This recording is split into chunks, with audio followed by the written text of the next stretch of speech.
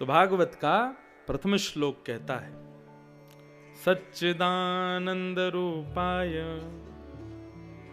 3 रूप हैं भगवान के। स्वरूप बहुत सारे हैं। कहीं पर राम बन के विराज रहे हैं, कहीं पर कृष्ण बन के विराज रहे हैं। बद्रीनाथ में चले जाओ तपस्या की मुद्रा में विराज रहे हैं। द्वारिका चले जाओ शंख चक्र गदा पद्मधारी बन करके विराज रहे हैं।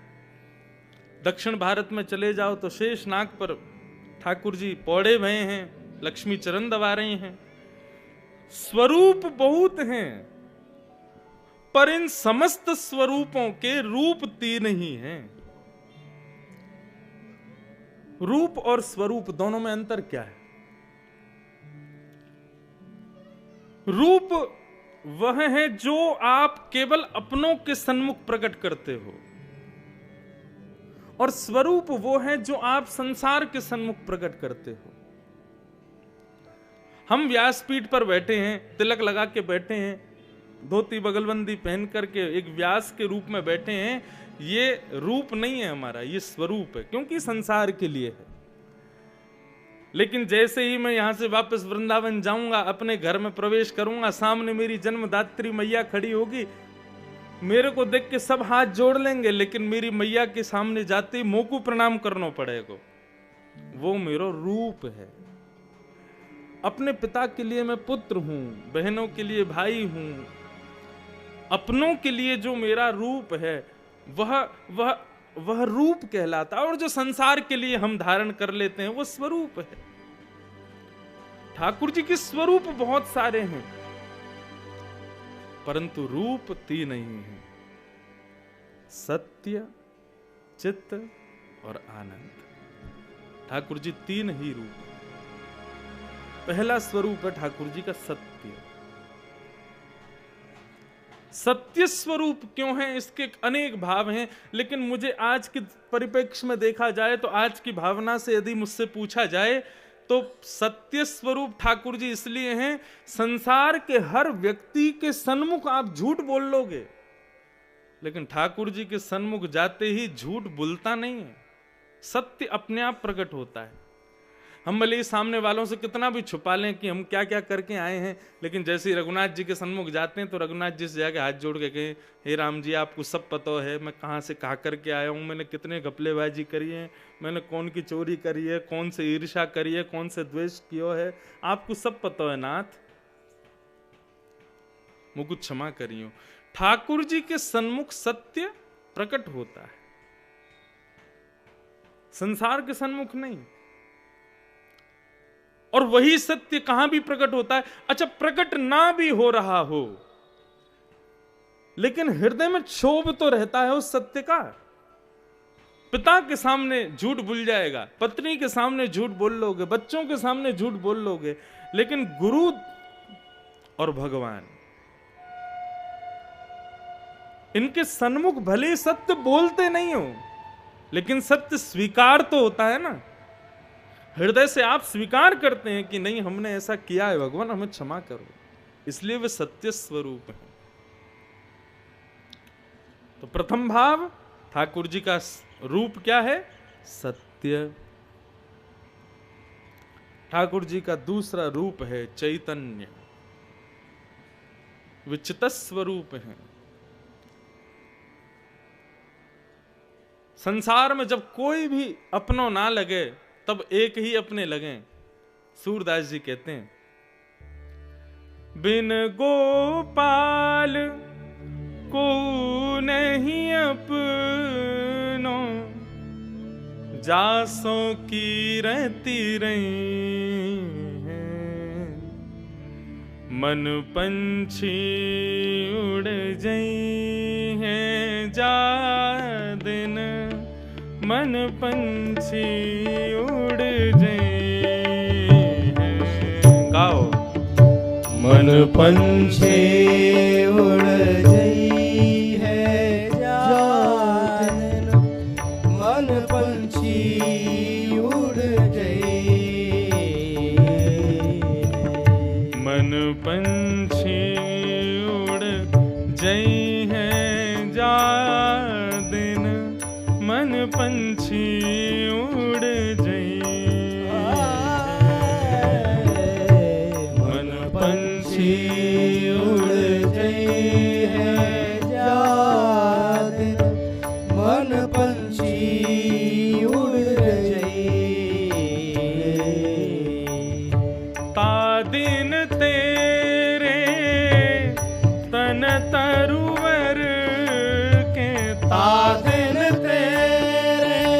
पर ध्यान देना। तरुवर के तादिन तेरे तन तरुवर के, तादिन तेरे तन तरुवर के, सब ही पात झड़ जई हैं, सब ही पात झड़ जई, मन पंछी उड़ जई हैं जा दिन, मन पंछी उड़ जई। रे मन पंछी उड़ गई है जा दिन, मन पंछी उड़ गई। सूरदास जी कहते हैं ये मन पंछी कौन है? यही है चैतन्य स्वरूप ठाकुर जी। मुझे कोई अपना भाई माने, मुझे कोई अपना पुत्र माने, मुझे कोई अपना गुरु माने, महाराज माने, कब तक मानेगा? जब तक वो चैतन्य मुझ में विद्यमान है। तब तक बहन भी गले में गलवैया डाल के घूमेगी मेरो भैया, मां मुझे हृदय से लगाएगी मेरा बेटा, सब लोग प्रणाम करेंगे हमारे गुरु जी महाराज जी। लेकिन जैसे ही वो चैतन्य स्वरूप हृदय से निकल जाता है, सब स्वीकार तो करते हैं लेकिन पास कोई नहीं आता। ऐसी स्थिति में क्या होता है? तादिन तेरे तन तरुवर के, उस दिन तुम्हारे इस तन रूपी वृक्ष के सब ही पात झड़ जाई हैं। जितने भी संबंध इससे बने थे सब छोड़ देते हैं। केवल किसके त्याग से? उस चैतन्य परमात्मा के शरीर के त्याग करने से सब अपने छोड़ देते हैं और ले जाते हैं कहां? शमशान में। और चिता जो कल तक ध्यान रखते थे भैया हमारे लाला जा गद्दा पे सोवे, वो गद्दा बढ़िया ना है, वो बढ़िया ठोस वाला गद्दा लाओ, बढ़िया मखमली चद्दर लाओ, बढ़िया वाली तकिया लाओ, वही नुकीली उस चिता पे जाके लिटा देते हैं। क्यों? केवल एक के त्याग करने से। वो चैतन्य परमात्मा जो हमारे शरीर में विद्यमान थे, उनका त्याग होते ही सब छोड़ देते हैं। सूरदास जी कहते हैं, ओ जा प्रियतम सो प्रीत घनेरी, जा प्रियतम सो प्रीत घनेरी, जा प्रियतम सो प्रीत घनेरी, जा प्रियतम सो प्रीत घनेरी, सो देख डर जई हैं, सो देख डर जई है। सबसे ज्यादा भय किससे लगता है मानव को? रास्ता में कहीं यदि कुकर सूकर मरे भय हो, गाड़ी लेके निकल जाओगे बगल से, पैदल भी होगे तो भी चले जाओगे नाक बंद करके। लेकिन यदि कोई शव यात्रा आ रही हो तो आदमी 5 बार सोचता, कोई गली हो वहां में से के चलो जाऊं, कोई घर हो वहां छुप के बैठ जाऊं, या फिर चलो शव यात्रा ना भी आ रही हो, कोई व्यक्ति पता चले कि सामने उसकी मृत्यु हो गई है, उसका शव पड़ा है, आप बचने का प्रयास ही करोगे कि वहां से ना जाना पड़े। क्यों? जा प्रियतम सो प्रीति घनेरी, सो देख डर जई हैं। सूरदास जी कहते हैं, अरे चलो ये तो एक अनजान व्यक्ति की बात हो गई, लेकिन सूरदास जी कहते हैं प्रियतमा जब अपने प्रियतम से विवाह करती है, 7 फेरे लेते समय वचन देती है, मैं 7 जन्म तक तुम्हारे संग रहूंगी, एक बार भी तुमको छोड़ूंगी नहीं, हर बार मैं ही तुम्हारी गृहिणी बन के आऊंगी। पति की मृत्यु होने पर, पति के चले जाने पर रुदन करती है, कहां चले गए नाथ, कब आओगे, क्यों छोड़ के चलेगा, आदि आदि भाव। लेकिन उस पति की मृत्यु हो जाने के 1 महीना बाद पति को यदि ये लगे कि मेरी पत्नी बहुत दुखी है, एक बार उससे मिल आऊं मैं, और मृत्यु के 1 महीना बाद रात में पत्नी सो रही हो और तभी पंखा के ऊपर पति बैठा हुआ दिख जाए, मृत्यु के 1 महीना बाद, तो क्या होगा? भूत पिशाच निकट नहीं आवे, महावीर जब नाम सुनावे, ना सरो घरे सब पीरा, जपत निरंतर हनुमत वीरा। ए पंडित जी महाराज, हमारे घर में आके नारायण कवच का पाठ करो, हनुमान चालीसा का अनुष्ठान करो। बोले काय को? हमारे पति परमेश्वर दिखाई दे रहे थे, रात में पंखा पे बैठे थे। क्यों?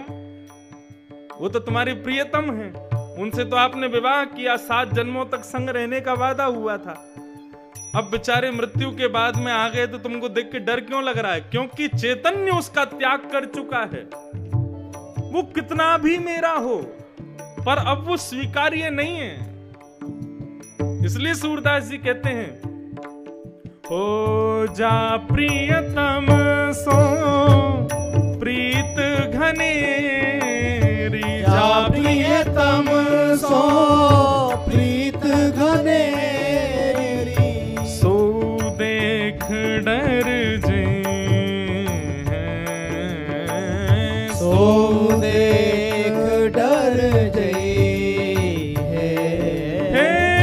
बिन गोपाल को नहीं अपनो, बिन गोपाल को नहीं अपनो, बिन गोपाल को नहीं अपनो, बिन गोपाल को नहीं अपनो, जासों की रहती रही है, जासो की रति रही है। ओ मन पंछी उड़ गई है, या दिन मन पंछी उड़ गई, मन पंछी उड़ जई है, जा दिन मन पंछी उड़ जई है। ओ सोतों सूर दुर्लभ देवन को, तो सूर दुर्लभ देवन को, सत्संगति में है यही है, सत्संगति में यही भाव भाव से।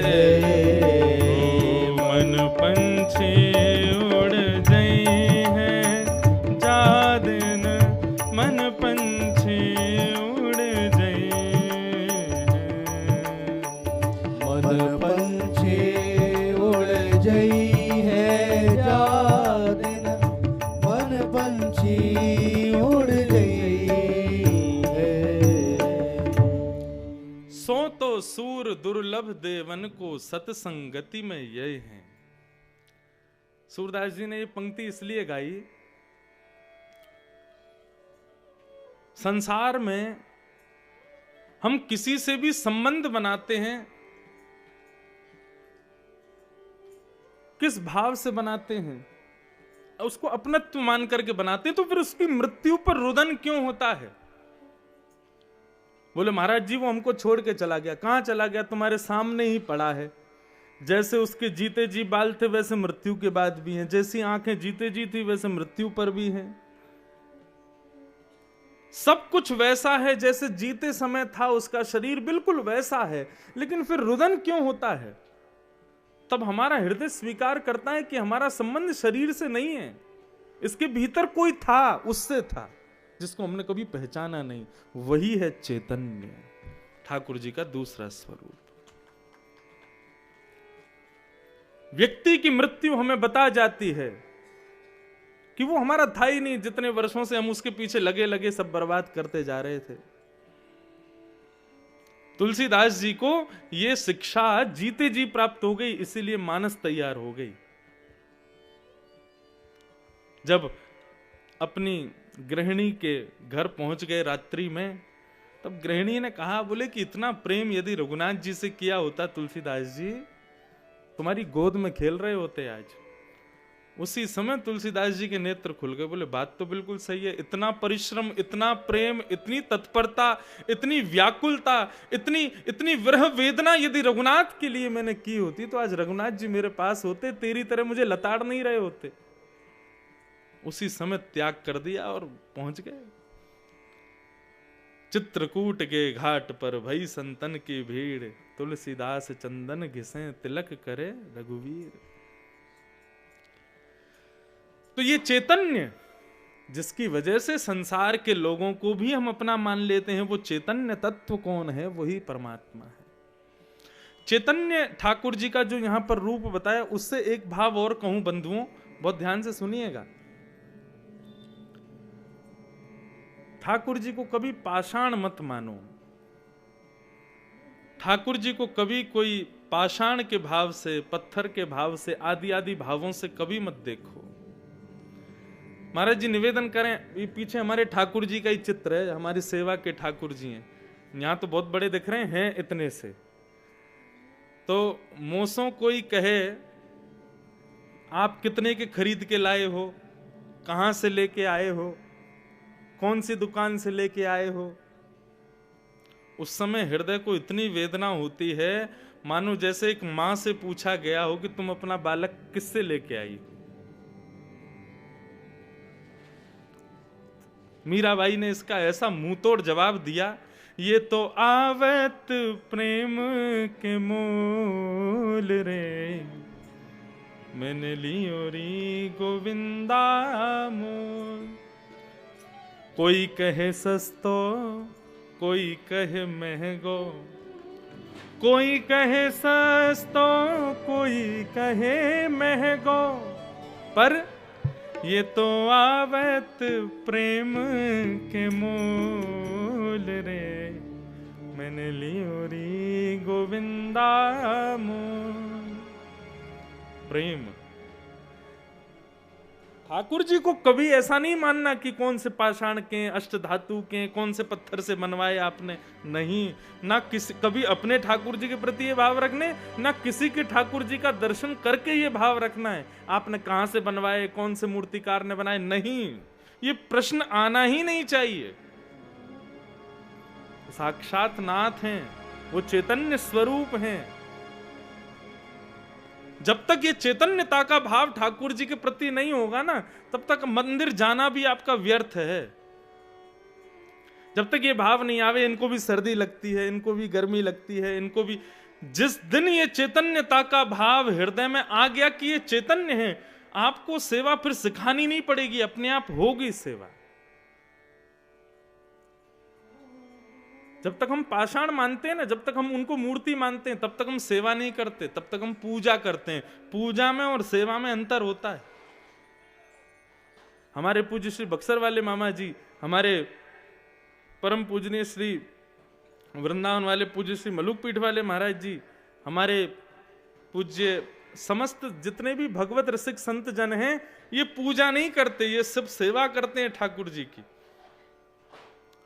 जैसे ही बालक ने मुकुट धारण किया, तिलक धारण किया, पोशाक धारण करी, मामा जी के सन्मुख आ गए हो तो मामा जी दंडवती प्रणाम करते, जय हो मेरे रघुनाथ जी पधारे, जय हो मेरे लाल जी पधारे। फिर ये भाव नहीं रखते कौन को लाला है, कौन की कौन सी जाति को है, कौन के घर को है, या के माता पिता कौन है, ये सब भाव नहीं रखते। वो सीधे गोद में ही बैठाते अपनी, और यही भाव रखते कि मेरे ठाकुर जी विराज गए, मेरे नाथ आ गए। आज भी ऐसे भगवत रसिक संत कितने हैं हमारे वृंदावन में। ठाकुर जी के अपनी अवध की एक कथा है कि अयोध्या के एक महाराज जी थे, उनको ना श्री रघुनाथ जी के और सिया जी के झूलन उत्सव का बड़ा आनंद आता था। छोटे छोटे बालकों को लियाते गली में से और उनको बढ़िया श्रृंगार करके, मुकुट पहना करके और पोशाक धारण करा के, माला वाला पहना करके, और फिर महाराज वो झूला सजवाते और वह झूला पे ठाकुर जी को झुलाते, और यही भाव रखते कि मेरी सियाजू और मेरे रघुनाथ जी झूला झूल रहे हैं। और पूर्ण भाव रखते कि जोर से झूला नहीं झुलानो, कहीं डर लग जाएगा, कहीं कोई ऐसी भाव नहीं आ जाए, और मतलब पूर्ण भाव रखते थे। तो एक बार क्या हुआ कि वो रघुनाथ जी और श्री किशोरी जी दोनों झूला पे बैठे,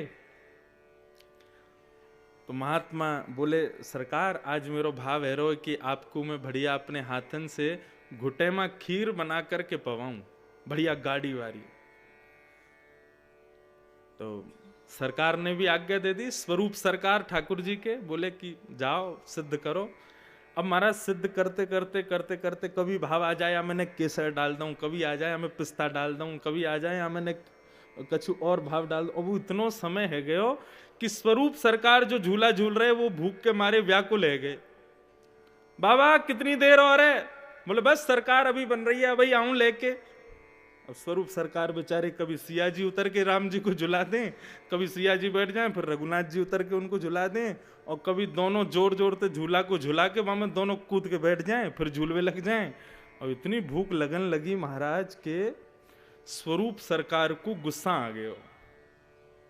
सिया जी को नहीं आयो, रघुनाथ जी को आ गयो। रघुनाथ जी बोले सवेरे ते है गई तुम्हारी खीर बनवे में ना आ रही है, यहाँ हमारे भूख के कारण प्राण निकले जा रहे हैं, कितना समय और लगेगा? बोले बस सरकार पधार रही है। बोले अब हम ना रुक रहे, हम अपने मुकुट उकुट सब उतार रहे हैं, हम अपना पूरा श्रृंगार उतार के अपनी मैया के पास जा रहे हैं, वहीं जाके प्रसाद पाएंगे। और बाबा कल से कोई और को लिए ही हो, मैं नहीं आऊंगा। तो जब ये बात उन्होंने कही तो हृदय में इतनी वेदना हुई कि ये ऐसो भाविन ने क्यों कहो। तो बाबा को भी गुस्सा आ गया। बाबा जाके बोले उतार के दिखाओ मुकुट है। बोले मैं उतार दूंगा। बोले तुम उतारो, नहीं तो मैं कुआं में कूद जाऊंगा, उतार के दिखाओ। अब छोटे बालक स्वरूप सरकार उनने कही बोले तुम चाहे कुआं में कूदो चाहे कहीं कूदो, हम तो उतार रहे हैं। और उनने जैसे ही अपना मुकुट उतारा, माला उतारी, इतने में ही वो महात्मा दौड़ करके गए और सांची में ही कूद गए कुआं में। अब तो स्वरूप सरकार घबरा गए, बोले कि ये तो बहुत गलत है क्या। दौड़ करके राम जी गए, ऊपर से चिल्लाने लगे। वो स्वरूप सरकार ठाकुर जी के कहने लगे अरे बाबा तुम तो सांची को कूद गए, मैं तो विनोद कर रहे हो, अब चलो ऊपर आ जाओ। बोले ना अब मुझको यहीं डूबन दो, यहीं मेरे प्राण निकलन दो, आप उतार दो अपना सर्व श्रृंगार, चले जाओ यहाँ तक। कहा कही आपने मोसो, कल से कोई और को लिए ही हो, चले जाओ आप, मैं नहीं आऊंगा। अब जब तक रघुनाथ जी बात कर रहे तब तक तो बाबा को क्रोध आ रहे हो, लेकिन जैसे ही सिया जी पधारी और सिया जी के स्वरूप सरकार ने जैसे ही ऊपर से भीतर निहारो, सोई बाबा रोने लगे। बोले अरे सियाजू आप नीचे मत झांको, बहुत गहराई है, डर लग जाएगा, आप नीचे मत झांको, मैं आ रहा हूं अभी ऊपर। सिया जी के स्वरूप को देख करके बाबा बोले मैं ऊपर नहीं गया तो ये नीचे देखती रहेंगी और नीचे देखेंगी तो डर लगेगा। ये हमारे तुरंत दौड़ करके गए और ऊपर जाकर के बाहर आ गए और आकर के स्वरूप सरकार को प्रणाम किया, हृदय से लगा लिए। ऐसी भावना स्वरूप के प्रति,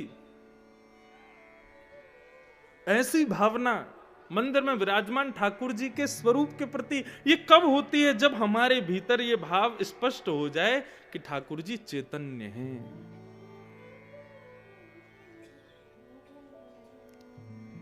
ये हमारे सब भगवत रसिकों के भाव हैं, हम में भी वो भाव जन्म लेवे कि ये ठाकुर जी का चैतन्य स्वरूप है, ये कोई पाषाण नहीं है, कोई पत्थर नहीं है, तो ये ठाकुर जी का दूसरा रूप है। पहला सत्य, दूसरा चैतन्य और तीसरा ठाकुर जी का आनंद। ठाकुर जी का तीसरा रूप है आनंद। संसार की जितनी भी भोग विलास की वस्तुएं बंधु वो सब सुख दे सकती हैं, लेकिन ठाकुर जी का प्रिय उत्सव जो है ये तो आनंद प्रदान करता है।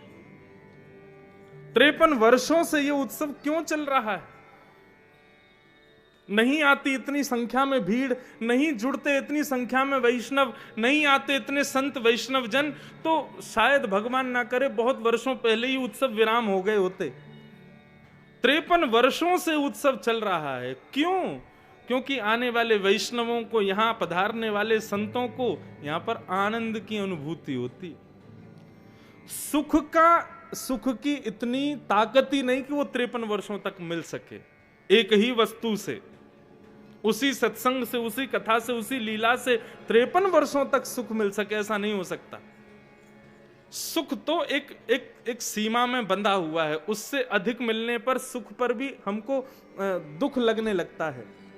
किसी को रसगुल्ला बहुत पसंद है तो एक 2 3 4 5 रसगुल्ला खा जाएगा, लेकिन 6 7 8वें रसगुल्ला में आते आते वमन की इच्छा होने लग जाएगी। क्यों? क्योंकि सांसारिक वस्तु एक दायरे तक ही सुख देती है, उससे अति होने पर अतिशयोक्ति हो जाती है और वो सुख दुख में परिणत हो जाता है।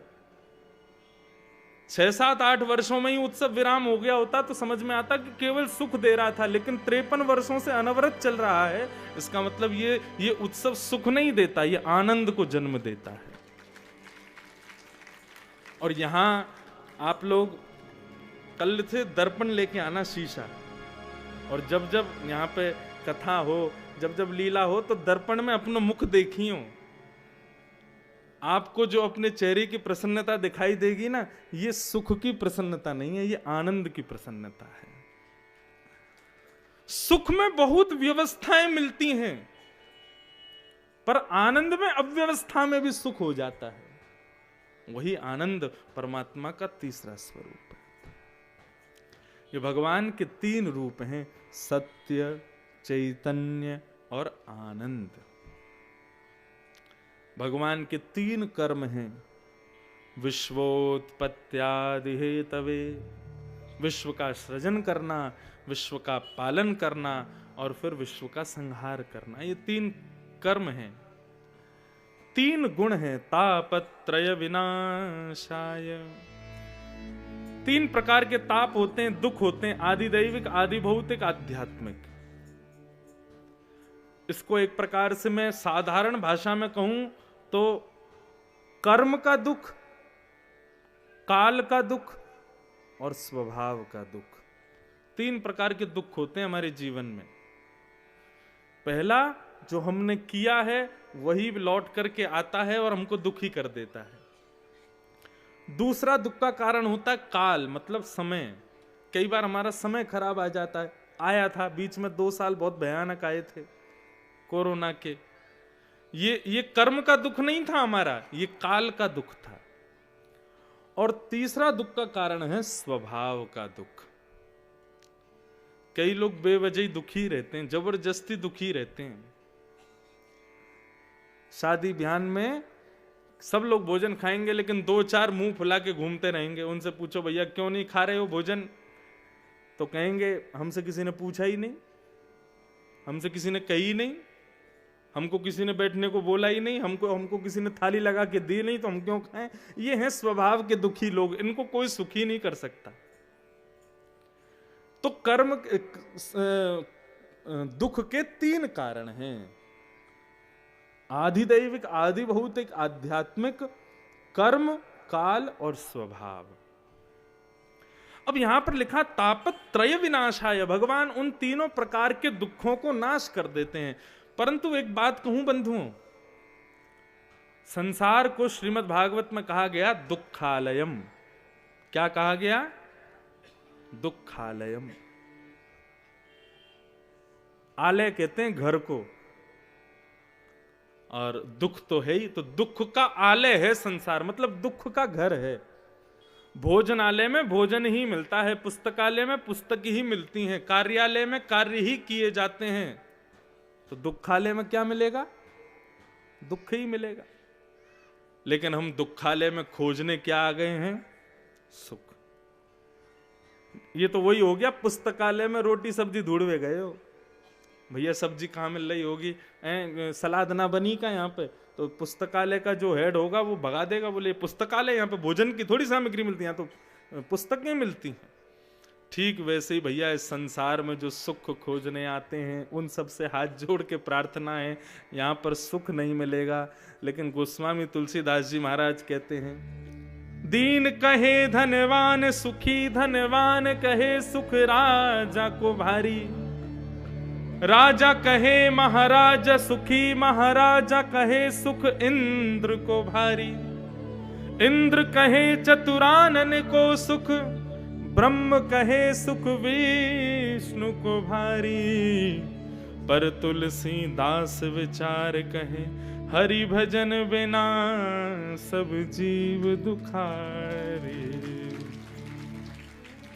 एक प्रकार से ये कह लो, पुस्तकालय में एक खिड़की है, उस खिड़की के बाहर एक समोसा वाला बैठा है, तो कभी कभी पुस्तकालय में बैठ करके भी तुम वहां से समोसा खा सकते हो, खिड़की के पास बैठ गए तो।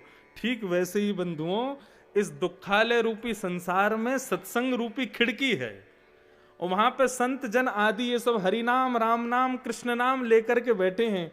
यदि उस खिड़की से इस दुखालय में चोरी चुपके उन नामों को लेते रहोगे तो इस दुखालय में भी सुख का अनुभव हो जाएगा, आनंद की अनुभूति हो जाएगी। ये आनंद परमानंद को प्राप्त करा देगा। तो बंधुओं, दुख तो दूर नहीं होंगे संसार में, लेकिन तापत्रय विनाशाय, इसका एक भाव ये कह सकते हैं कि ठाकुर जी कह रहे हैं दुख तो आएंगे जीवन में, लेकिन दुख का अनुभव उतना नहीं होगा जितना हो जाता है। अभी हम संसारियों को जरा जरा सी बात पर बड़ी चिंताएं होती हैं, लेकिन भगवत अनुरागी जब हो जाते हैं, भगवत श्री चरण कमलों की प्राप्ति जब हो जाती है, तब दुख तो आते हैं, लेकिन वो दुख अपनी इतनी छाप नहीं छोड़ के जाते। क्यों? क्योंकि भगवत नाम जिह्वा पे विराजमान है। इसीलिए बड़े भाव से हम सब गाते हैं, हरि का भजन करो, हरि है हमारा, हरि का भजन करो, हरि है हमारा, हरि का भजन करो, हरि है हमारा, हरि का भजन करो, हरि है हमारा। ओ हरि नाम लेने वाला, हरि नाम लेने वाला, हरि नाम गाने वाला, हरि नाम गाने वाला, हरि का है प्यारा,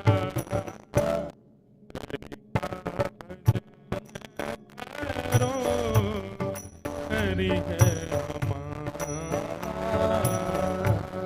हरि का भजन करो, हरि है हमारा। करो भजन, ओ हरि का भजन करो, हरि है हमारा। हरि का भजन करो, हरि है हमारा। ओ कोई कहे राधे श्याम, कोई कहे सीताराम, कोई कहे राधे श्याम, कोई कहे सीताराम, कोई कहे राधे श्याम, कोई कहे सीताराम, कोई कहे राधे श्याम, कोई कहे सीताराम, कोई गिरधर गोपाल, कोई राधा माधव लाल, कोई गिरधर गोपाल, कोई राधा माधव लाल, यही हरि दीन बंधु, यही हरि दीन बंधु, यही हरि करुणा सिंधु, यही हरि करुणा सिंधु।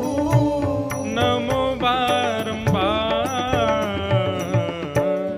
हरि का भजन करो, हरि है हमारा, हरि का भजन करो, हरि है हमारा। हरि का भजन करो, हरि है हमारा। हरि का भजन करो, हरि है हमारा। ओ हरि नाम लेने वाला,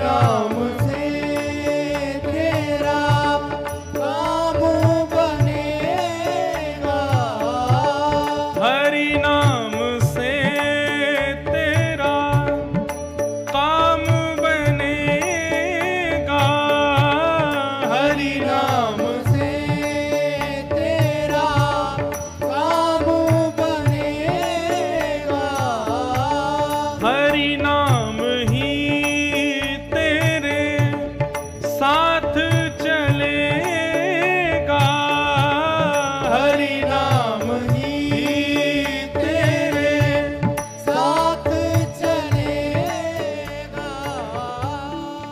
धनानि भूमौ पशवश्च गौष्ठे, भार्या गृहे द्वारि जन श्मशाने,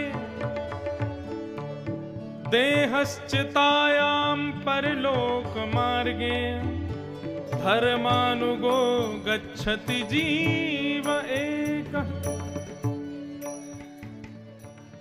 संसार में हर वो वस्तु जिसको प्राणी अपने हृदय से लगा करके रखता, वो सब उसके अंतिम काल में साथ छोड़ देते हैं। सबसे पहली वस्तु धन, हृदय से लगा करके रखेगा, संभाल करके रखेगा, तिजोरियों में रखेगा, रोज गिनेगा, रात में गिने बिना सोते नहीं कई लोग। कई सेठ साहूकारों की स्थिति ऐसी हो जाती है, वो रात में वही पैसा है लेकिन उसको रोज गिनेंगे, जब गिन लेंगे हाथों की खुजली मिट जाएगी तब नींद आती है उनको। लेकिन कहते हैं जब प्राण निकल जाएंगे तो धनानि भूमौ, जहां रखा है वहीं रखा रह जाएगा, संग नहीं जाएगा। पशवश्य गौष्ठे, बढ़िया 10 15 20 गाड़ियां खरीद लो, बोले ये मेरे संग रहेंगी जीवन भर, अपने अपने गराज में खड़ी रहेंगी, नहीं जाएंगे साथ में। भार्या गृहे द्वारी, पत्नी के साथ में विवाह कर लिया, बोले ये जीवन भर संगी है हमारी, ये संग रहेगी। मृत्यु के बाद में कहां तक जाती है? घर के मुख्य द्वार तक संग जाती है, उसके आगे वो भी नहीं जाती। आप कहोगे पत्नी नहीं जाती महाराज जी, लेकिन मेरे पिता, भाई, बंधु, ये सब परिवार के लोग तो मेरे संग ही जाएंगे। क्यों? पत्नी तो 25-26 की उम्र में आई थी, ये लोग तो बचपन से मेरे संग थे, ये तो मेरे साथ जाएंगे ना। तो जन श्मशाने, केवल शमशान तक जाएंगे वो लोग भी संग में। आप कहोगे महाराज जी तो मेरा देह तो मेरे साथ में जाएगा, क्योंकि ये तो जन्म से पहले 9 महीने भी मेरे साथ में था मां के गर्भ में, इसने मेरा साथ बहुत दिया है, ये अब भी मेरे संग जाएगा। तो देहस चितायाम, वो चिता तक जाएगा, बस वहां जल के राख हो जाएगा। तो फिर आपके संग गया कौन आगे? कोई भी तो नहीं, अकेले चले गए नहीं। हमारे संत जन कहते हैं यदि हरि स्मरण किया होगा, हरि कीर्तन किया होगा, हरि भजन किया होगा, हरि संस्मरण किया होगा, सुंदर सत्संग किया होगा, वैष्णवों का संग किया होगा, संत चरणों में प्रणाम किया होगा, ये सारे धर्म के कार्य आपने यदि किए होंगे तो ये सब आपके साथ आगे की यात्रा करेंगे। क्यों? कई बार बड़े बड़े कार्यक्रमों में वो पास मिल जाते हैं, उनको बोलते VIP पास। भीतर प्रवेश करना है तो पहले पास दिखाओ, तो VIP पास। आगे जाना है तो पहले पास दिखाओ, भोजन करना है तो पास दिखाओ। ऐसे ही मृत्यु के बाद में यम के गण लगे हैं महाराज, वो पास देखते हैं आपका। मृत्यु के बाद पहला पास दिखाओ, कहां जाओगे? नरक, स्वर्ग की वैकुंठ? पास दिखाओ। तो उनको फिर पास दिखा। पास क्या है? बोले पूरा लेखा जोखा, जीवन भर कितना भजन किया। हमारे वृंदावन में एक महात्मा थे, उनसे कोई जाके पूछता कि महाराज जी भगवत प्राप्ति कैसे होगी, तो वो यही पूछते थे तुम्हारे अकाउंट में कितना पैसा है। सामने वाला बोलता महाराज जी 5 लाख रुपए हैं, तो डंडा उठा के फेंक के मारते, बोले 5 लाख रुपए में प्राप्त करेगा भगवान को? और बढ़ा के ला। अगली बार आया तो उसने बोला महाराज जी 10 लाख रुपए हो गए। बोले कि अभी 10 लाख रुपए में मिलेंगे भगवान तुझे? अंत में उसने चरण पकड़ लिए, बोले महाराज जी मैं तो 1 करोड़ भी कर लाऊंगा, लेकिन आप तो फिर भी मुझे मारने ही वाले हो। वास्तविकता बताओ ना, कैसे मिलेंगे ठाकुर जी? बोले पगले, मैं कोई सांसारिक धन की चर्चा थोड़ी करता हूं, मैं तो ये पूछता हूं अकाउंट में कितना है, मतलब रोज कितना नाम जपता है। ये भक्ति रूपी अकाउंट में कितने नाम रूपी धन तूने जमा किया है, कितना जपता है माला पर, ये बता। बोले वो तो महाराज जी मैं 10-5 ही करता हूं। तो बोले 10-5 में मिलेंगे भगवान? बढ़िया प्रेम से माला किया कर, जैसे बैंक में बैलेंस बढ़ा रहा है ऐसे अपने भक्ति रूपी बैंक में भी बैलेंस बढ़ा, तब मिलेंगे ठाकुर जी। ये भाव है कहने का। तो धर्मानुगो गच्छति जीव, एक मृत्यु के बाद उसका भजन ही उसके संग जाएगा। इसीलिए गा रहे हैं क्या, हरि नाम ही तेरे साथ चलेगा,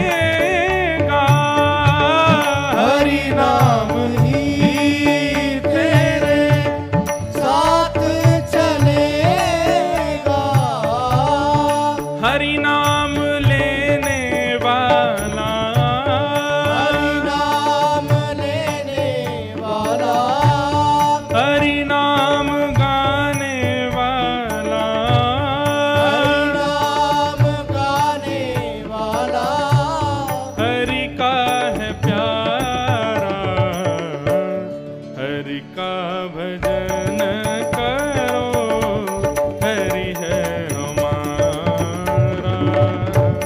हरि का हरि भजन बोल। करो, हरि है हमारा, ओ हरि नाम लेने वाला, हरि नाम लेने वाला, हरि नाम गाने वाला, हरि नाम गाने वाला, हरि का है प्यारा, हरि का भजन करो, हरि है हमारा।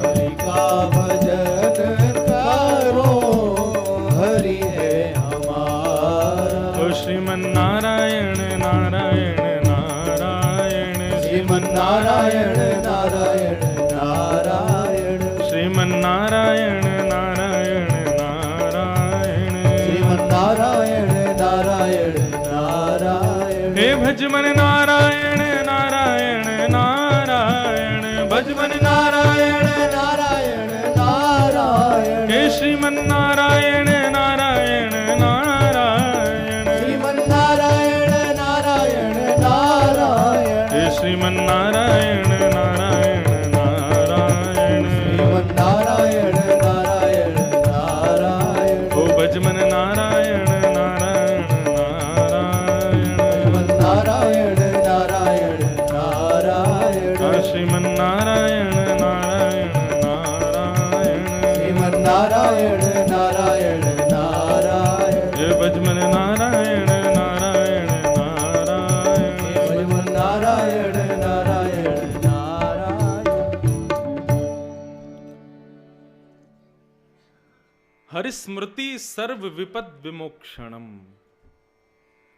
हरिस्मृति, विपत्ति तो आएगी जीवन में, लेकिन हरिस्मृति उस विपत्ति को जूझने का बल प्रदान करेगी और हरिस्मृति उस विपत्ति के प्रभाव को कम कर देगी। विपत्ति तो आएगी, देखो विपत्ति जानी भी नहीं चाहिए जीवन से, ये हम सत्य बता रहे हैं आपको। कभी भी संत जनों से जाकर के, भगवत वैष्णवों से जाकर के ये प्रार्थना नहीं करनी है कि हमारे कष्ट दूर हो जाएं। ये प्रार्थना करनी है कि हे महाराज जी इतना बल दो कि कष्ट जीवन में जो आए हैं उससे लड़ने की क्षमता हमको प्राप्त हो जाए।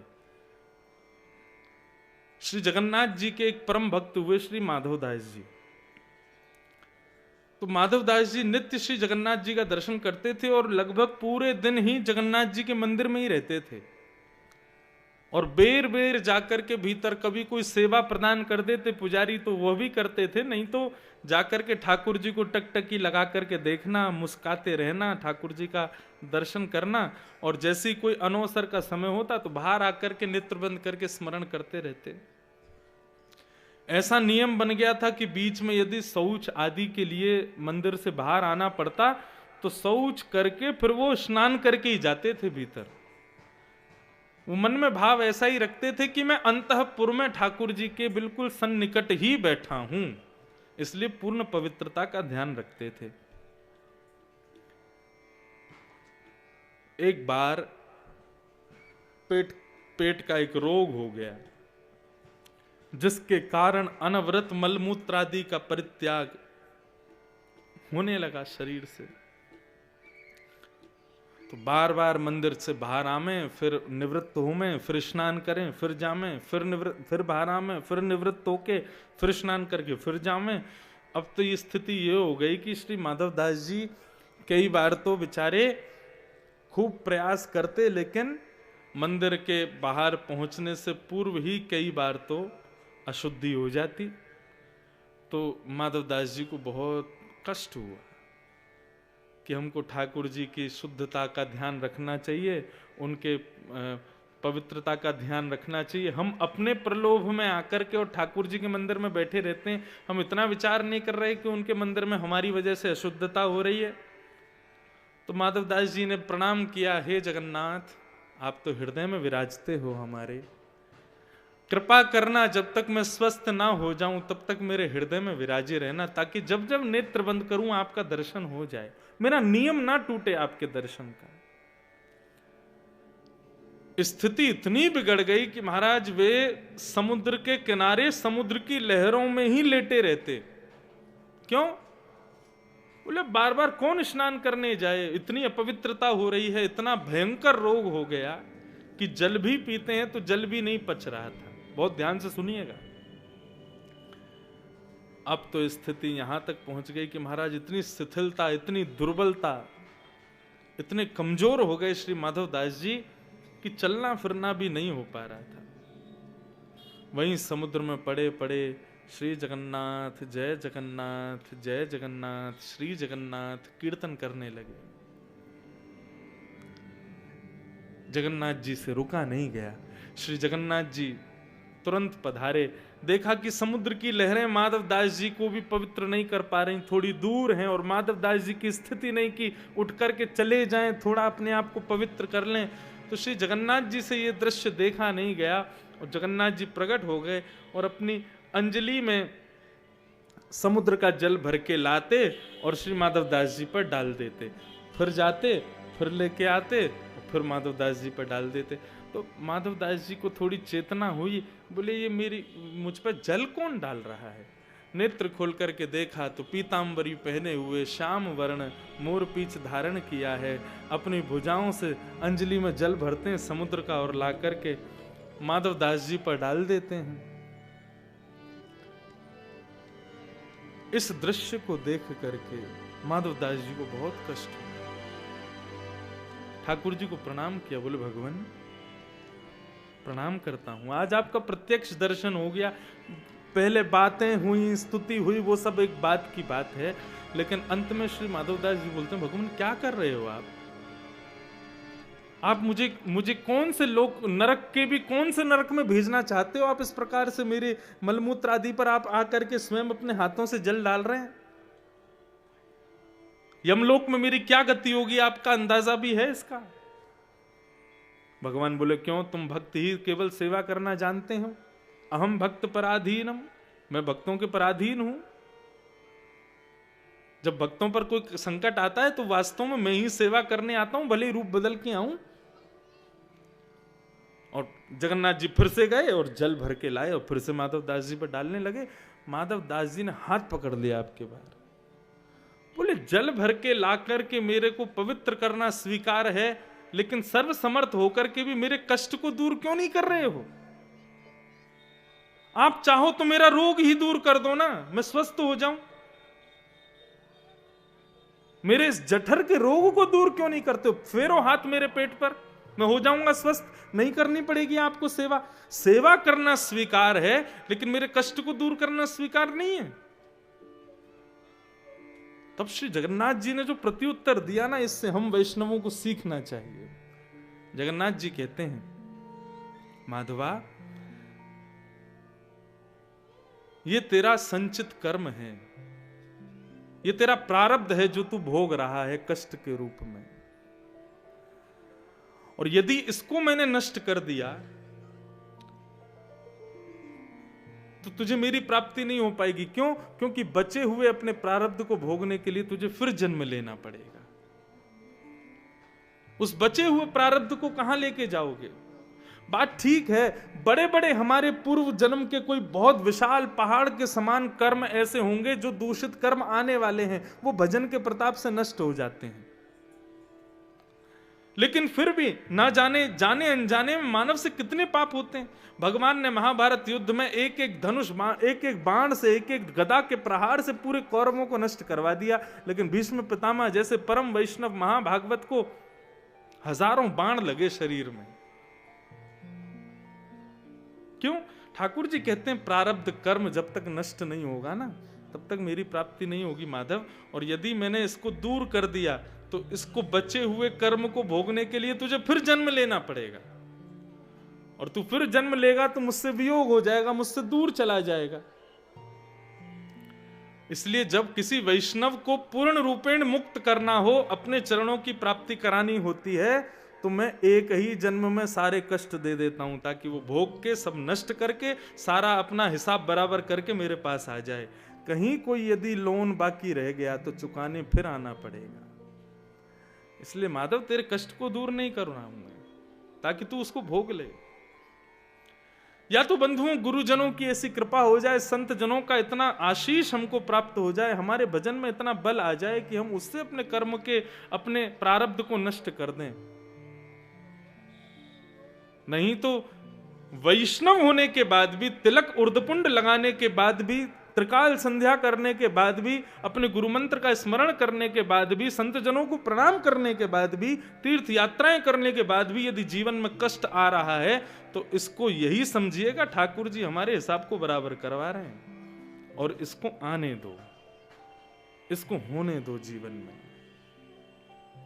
ठाकुर जी से प्रार्थना ये नहीं करना कि इसको नष्ट करो भगवान, इसको खत्म करो। ठाकुर जी से प्रार्थना करना, भगवान मैं जानता हूं आपने किस भाव से इस कष्ट को भेजा है, बस हमें इससे जूझने का, इससे लड़ने का बल प्रदान करो।